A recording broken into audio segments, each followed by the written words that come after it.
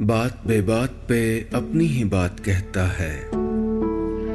मेरे अंदर मेरा छोटा सा शहर रहता है। दोस्तों, मेरा नाम है नीलेश मिश्रा। कहानियां सुनाता हूं। दोस्तों, मैं आपको सुनाने जा रहा हूं अपनी मंडली की सदस्य उपमा ऋचा की लिखी कहानी, एक हारमोनियम की डायरी। मैं एक हारमोनियम हूँ, एक नासाज साज हूँ। नासाज का मतलब समझते हैं ना? बीमार, बिगड़ा हुआ।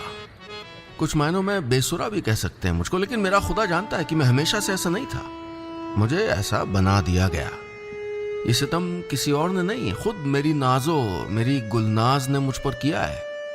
जानना चाहते हैं क्यों? तो सुनिए। यही कोई 2-3 महीने पहले की बात है। पिछले कई रोज से लगातार बारिश हो रही थी। कंघी वाली गली में 50 साल से खड़ी हमारी हवेली यानी इशरत मंजिल की कलई यूं तो बहुत पहले उतर चुकी थी।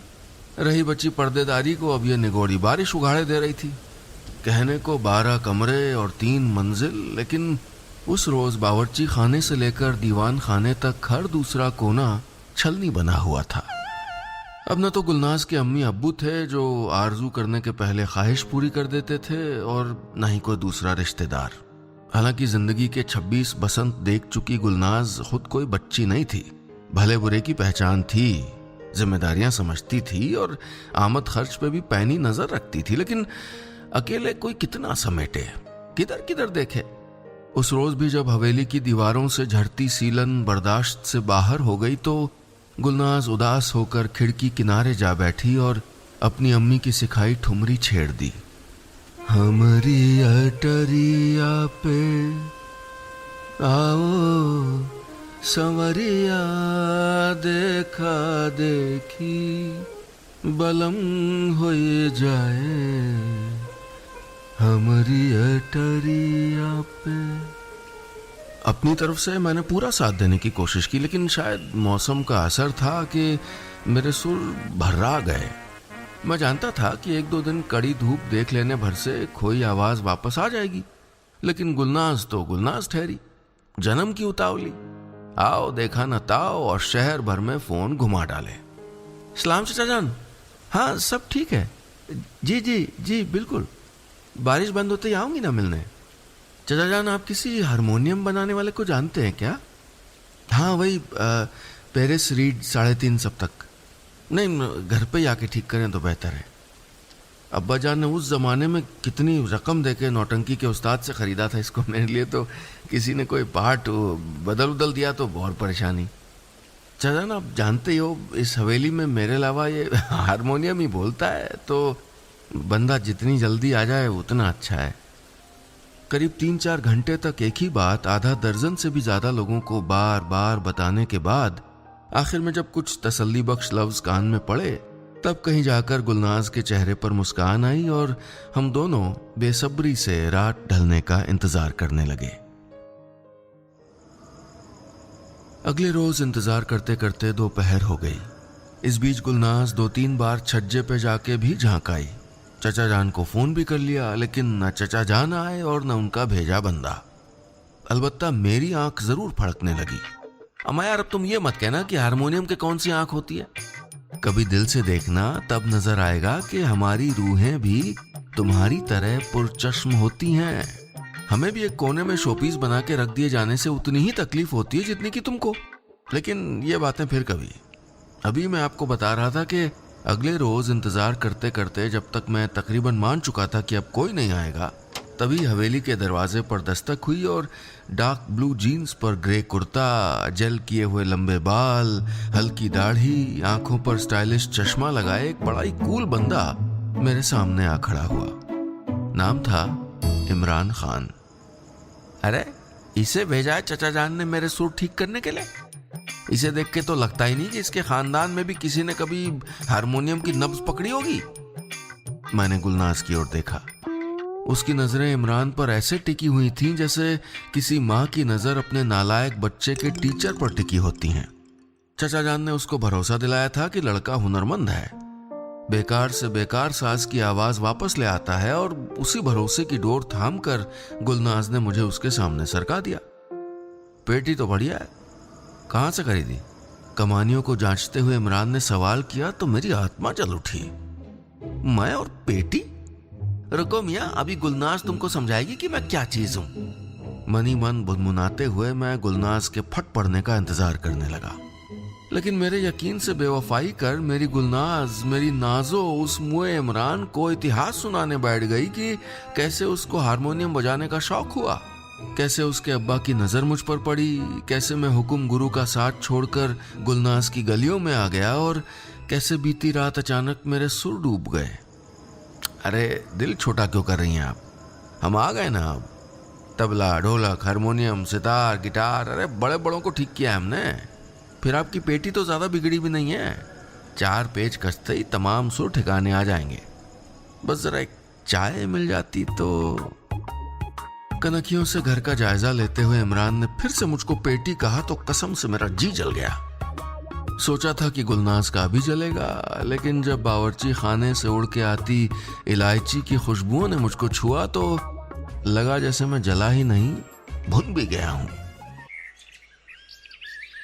पूरे 5 बरस का साथ था मेरा और गुलनाज का। कसम से इतने वक्त में एक बार भी मुझे उन दूरियों का एहसास नहीं हुआ था जो इमरान नाम का ये शख्स चंद घंटों में हमारे बीच खड़ी कर गया था। मुझे समझ ही नहीं आ रहा था कि इस आदमी ने ऐसा कौन सा एहसान कर दिया था जो गुलनाज यूं बिछी जा रही थी। बहुत शुक्रिया चचा जान, बहुत अच्छा बंदा बताया आपने। इतना सलीका, इतना बेहतरीन काम और इतने वाजिब पैसे। जी हाँ, एकदम ठीक हो गया हारमोनियम। अब तो सुर ऐसे पानी की तरह बह रहे हैं कि क्या बताऊं। अच्छा, मतलब इससे पहले तो जैसे पहाड़ खोद के सुर निकालने पड़ते थे। हाँ चचा जान, उनका नंबर सेव कर लिया मैंने। ओहो, उनका मतलब यहाँ वो हमको पेटी बना के चला गया और ये मोहतरमा है कि सीधे नाम भी नहीं ले पा रही हैं। अरे जा रे जमाना, ऐसा भी क्या रंग बदलना। गुस्सा तो कसम से ऐसा आया कि अपनी आवाज को किसी ताले में बंद कर दूं और हमेशा के लिए खामोश हो जाऊं।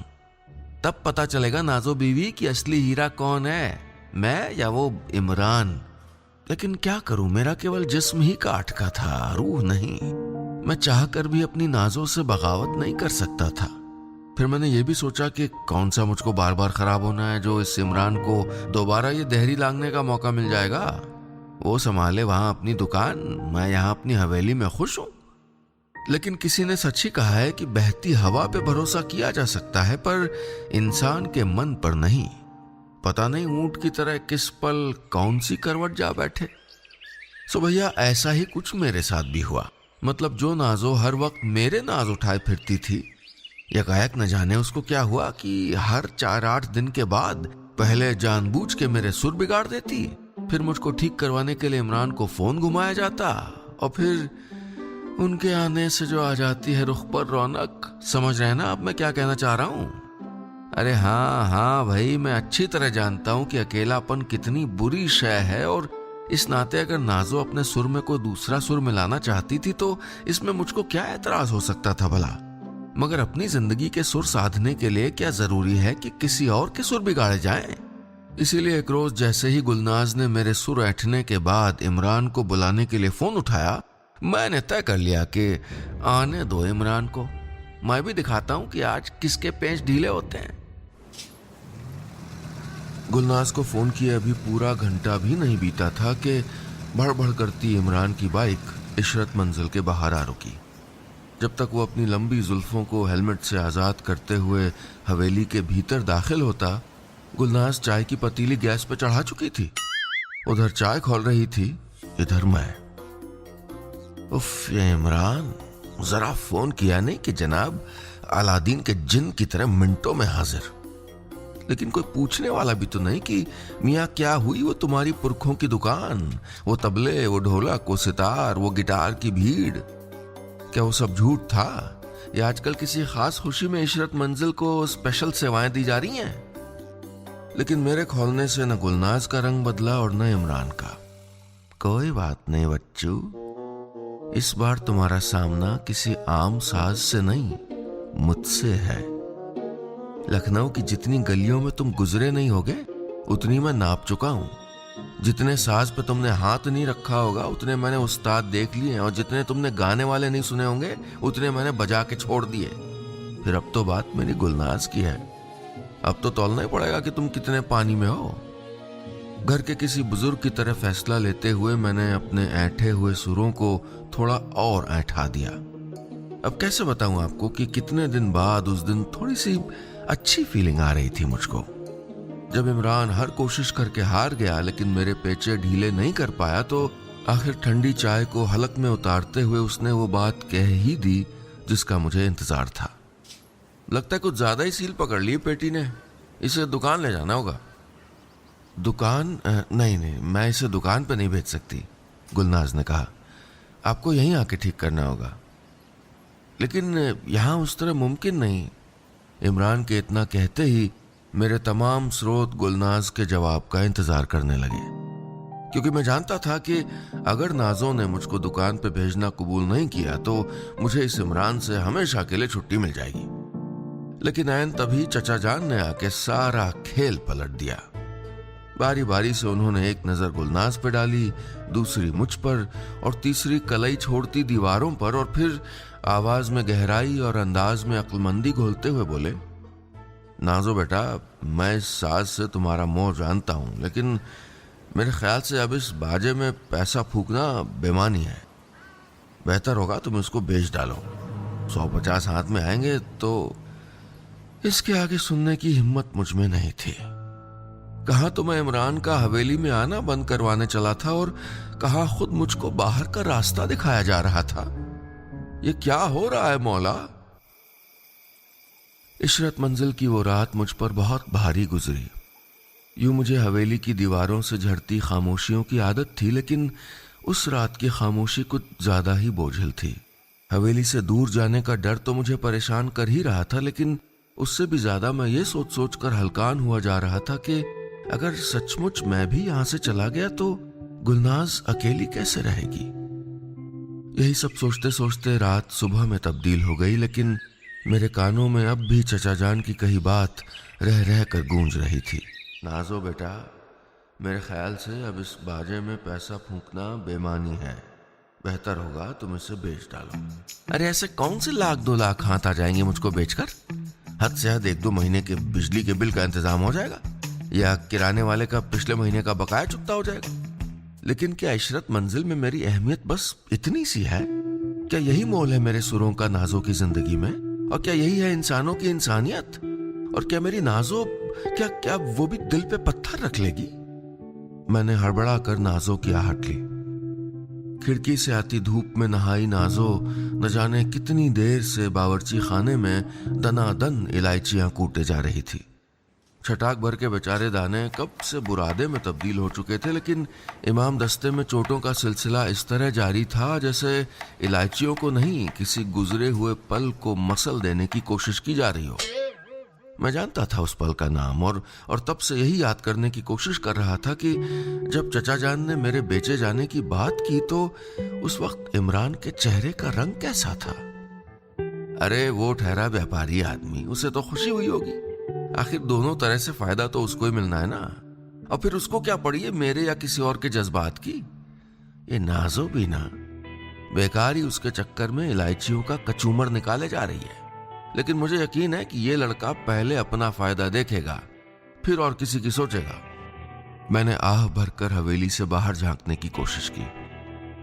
वहां खुशी और मसरत की लय पर कसे गीत जैसी गलियों में सूरज 1000 वॉट के बल्ब सा चमक रहा था। अपनी काठ की देह को देखते हुए मैं सोचने लगा कि गुलनाज के लिए इससे कौन सा सुख खरीदा जा सकता है। शायद अब भी मैं इशरत मंजिल में अपनी जरूरत तलाश रहा था, लेकिन तभी बाइक की भड़बड़ से हवेली की बूढ़ी देहरी थरथराई और नए हारमोनियम के साथ इमरान को हवेली में दाखिल होते देखकर मैं चौंक गया। क्या अलविदा कहने का वक्त आ गया?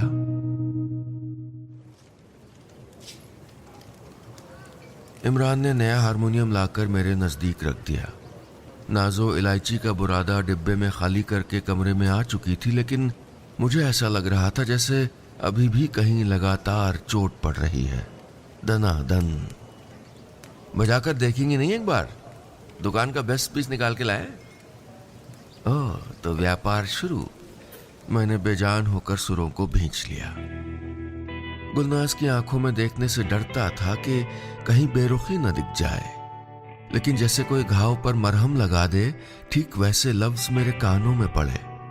इमरान साहब, आप तो दुखते साज पर उंगली रखना जानते हैं, तो ये भी जानते होंगे कि कोई साज बस साज नहीं होता। वक्त के साथ वो बजाने वाले की रूह में शामिल हो जाता है।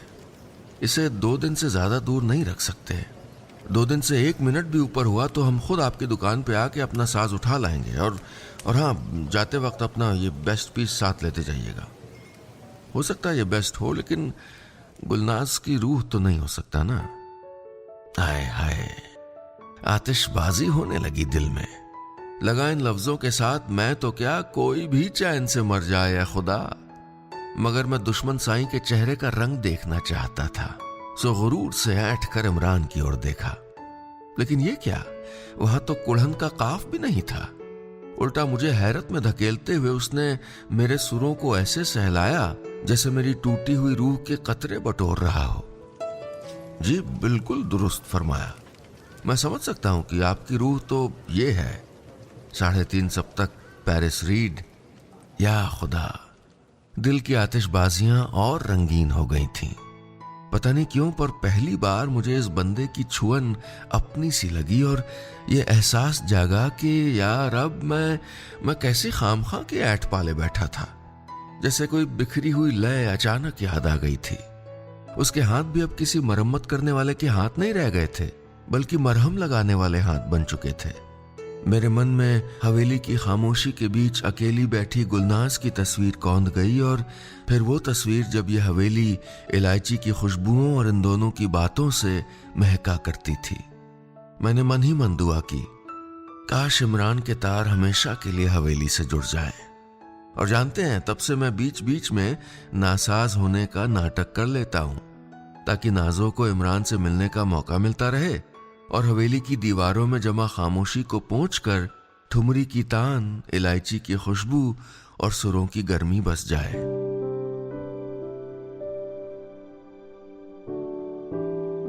बस इतनी सी थी ये कहानी।